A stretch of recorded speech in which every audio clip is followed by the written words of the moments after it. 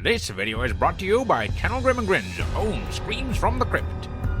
20 tales of horror, sci-fi, and suspense. Available now.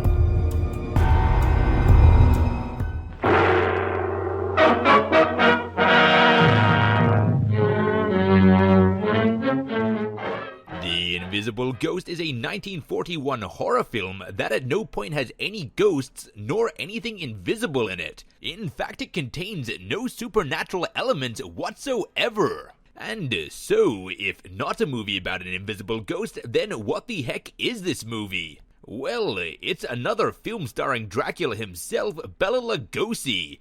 Does this mean it's any good?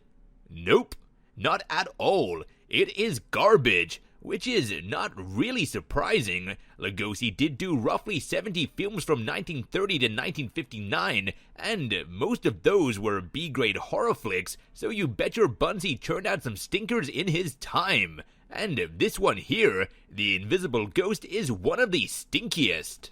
This one here follows Bela Lugosi playing the father of a young woman, and the story is pretty strange and convoluted.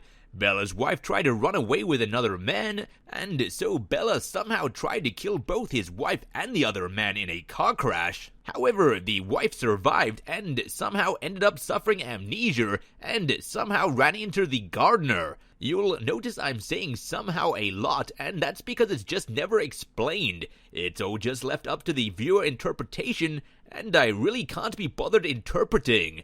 Either way, her gardener that she ran into hit her in, well, I don't really know, the basement, a shed maybe, somewhere on or near Bella's house that is easily accessible and yet obscure enough that Bela himself clearly doesn't ever go there. Why does the gardener choose to hide her, you ask? Well, it's not because he knows that her husband just tried to kill her and he wants to protect her. No, he's not aware of that at all. That would make too much sense. Instead, it's because he, not knowing that Bella's the one that actually put her in this state, thinks that seeing her in this state, with amnesia, would make Bella sad.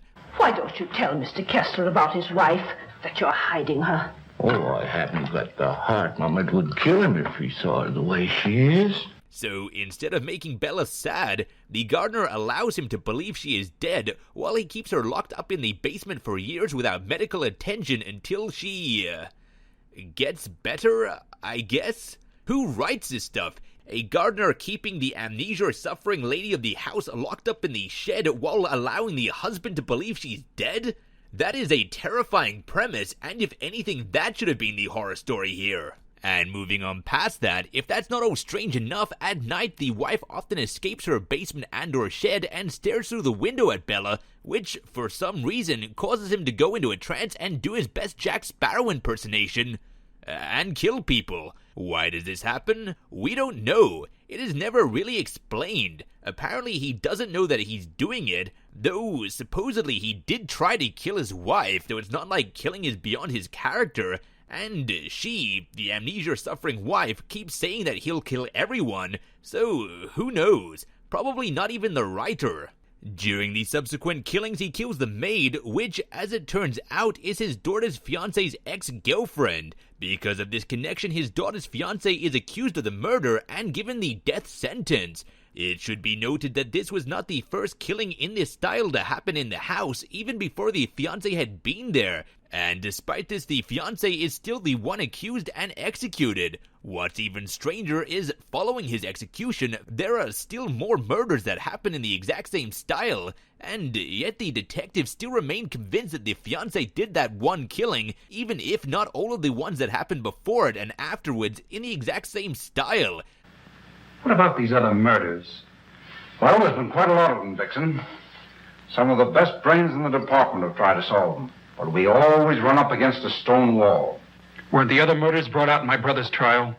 That was different. That was a cut-and-dried case. I'm not sure why they remain committed to this. It really doesn't make sense, but then again, what does in this film?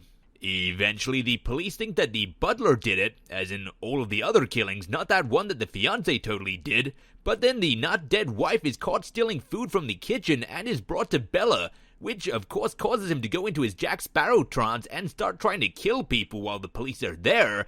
But then the wife dies, And Beller is cured of his weird Jack Sparrow murdering spree.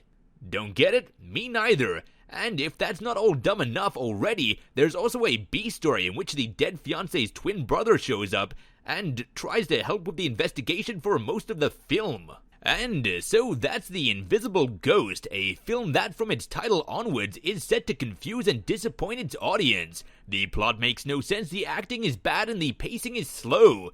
Now onto the special awards. The Invisible Ghost gets the Ghostbuster logo because it contains no ghosts. It gets the coveted Worse Than Plan 9 award, also the Wasted Star Prize for its completely squandered use of Bela Lugosi, the boring pin for making a film with an hour-long runtime feel like a month-long investment, and the No Sense award for its sheer dumbness. On our Horror Express gimmicky rating system, I give The Invisible Ghost 1 out of 5 carriages, and suggest you watch Psycho instead.